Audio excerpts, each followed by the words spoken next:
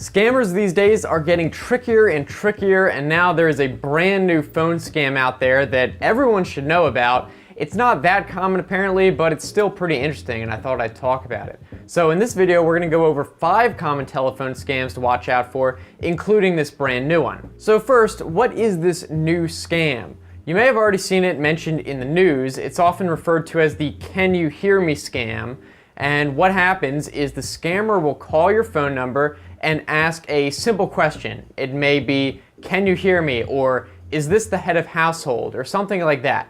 And they know that you will answer yes to whatever question they ask, or at least they're hoping to. And simply by saying the word yes, or "I agree," or something like that, now they've got you. Wait a minute, what do you mean they got me? I just said yes. That's right, because this is what happened. You see, when that scammer called you, they are recording that call, and they just want you to say yes or some other positive response, so they have that recording of you that they can use later.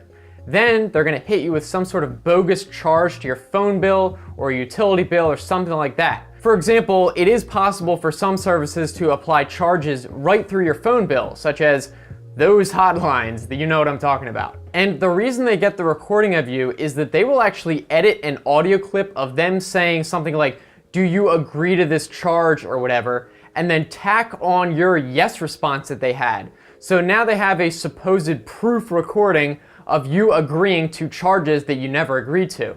Such as if the phone company asks for proof that you actually did agree to this charge, or you go to challenge it later. It's very tricky stuff. So here's the best thing to do to avoid this type of scam. If you get a call that asks, "Can you hear me?" then obviously just hang up immediately, that's the scam. But if you aren't sure, like if they say, "Is this whoever?" maybe respond by saying, "May I ask who's calling and why?" Don't say yes or anything like that. Then you can probably judge their response yourself if they're legitimate. Of course, most of the time you can just tell if it's a telemarketer or something. So I'd say just hang up either way. No need to even waste your time. You don't have to be nice to the telemarketers. And I'm sure you know, if you tell telemarketers in general that you're not interested, they won't leave it at that. They're gonna try to keep bugging you to keep you talking, even though you're not interested at all. So better to just not take the risk. Okay, so that might be the newest scam, but what are some other ones to watch out for? The next one is the so-called star 72 scam, or call forwarding scam. And this one is another tricky one that might not seem obvious if you don't know what's going on. For those not aware, star 72 is one of the many star codes that you can type into your phone, either it's a cell phone or a landline, that will perform different functions. Star 72 in particular activates call forwarding.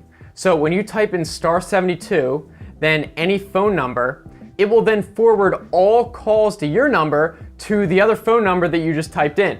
So in this scam, the scammer will try to get you to type in a phone number beginning with star 72. For example, they may say, "We were in an accident and we need you to call an ambulance or hospital," and then give you the code and then the phone number, and they might say, "Oh, well, this star code allows you to get directly to the doctor," or something like that. Meanwhile, now all your calls are gonna get forwarded to that number. There's also another one where they say, "Oh, they're calling from jail and they called the wrong number and they only get one phone call. Can you please call my wife?" or something like that. And then they get you to type it in that way. But either way, if someone asks you to type in a star code, it's a scam. And then after you do that, the scammer will give your phone number to someone who wants to call them from like long distance collect. So you have to pay for all those collect calls. And the two scammers can talk as much as they want while you foot the bill, because the collect call is technically being forwarded through you. So they just use your phone number to steal calls, and they don't have to pay for it no matter how long distance it is. So just be aware of what star codes are, and don't type any of them in if someone tells you to. The next scam is one that is definitely not new, but people somehow still fall for it sometimes.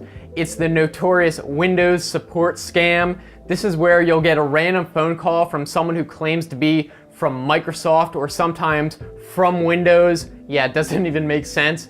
But they'll say something along the lines of, "Your computer has been sending us error messages. Let me help you fix it." And then they guide you through some ridiculous process on your computer that will show supposed errors as proof that your computer clearly is broken. But here's the scam part. Then they tell you that to fix it, you need to download a certain program from whatever website they give, and of course, it's a virus. And then after that, they have full control of your computer. They're gonna log everything you type into it, and of course, use it to steal your money. So yeah, Microsoft is not gonna call you about your computer.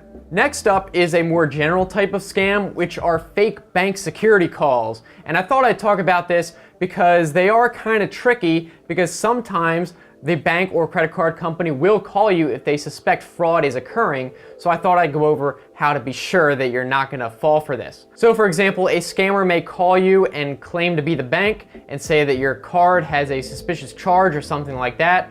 They may also leave a message saying, call back this number for the fraud department. And then before they can tell you about it, they need to verify the credit card number, which of course involves you giving them their credit card number. So what should you do about this? What if the credit card company is actually calling you about fraud? Well, what I say is anytime you get a call or message claiming to be from the bank, always make sure you call them.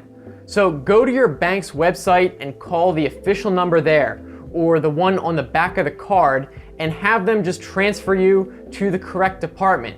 You can't be sure that the person who calls you is who they say they are, or, for example, if they're fake and they say, oh, call our fraud department, and of course it's not really that. So you wanna make sure that you're calling something that you know is legitimate. Now, finally, I just have to quickly mention the notorious IRS scam calls. These are pretty easy to spot and almost always involve someone calling you from the IRS or some other tax agency saying that you owe a bunch of taxes, and if you don't pay up, you're gonna go to jail. Now, the important thing to know here, and the main point, is that with this, the IRS does not call people without sending a letter first. So if out of the blue, you just get a message saying, oh, you're gonna go to jail if you don't pay us, yeah, that's obviously a scam. For something that serious, the IRS would definitely send you a notice via certified mail so you wouldn't just get it lost in the mail. So there's not much more to say about that one. They're pretty obvious, but just know that the IRS in general doesn't call you without letting you know by mail first. So now that you know some of these scams, what can you do going forward? Well, first of all, if you do get a spam or scam call, don't respond in any way, even by pressing a number on the keypad. I remember one time I had just booked a hotel, for example, and just by chance, I got a spam call that very night claiming to be from that company that I just booked the hotel room with, so I was kind of thrown off guard. It said something like, oh, here's a free gift, just press 1 to learn more. Now, normally this would be a huge red flag, but the timing of it threw me off. So just out of curiosity, I pressed 1, and of course it transferred me to someone with a thick accent saying I won a free cruise, and it was obviously a scam, so I hung up.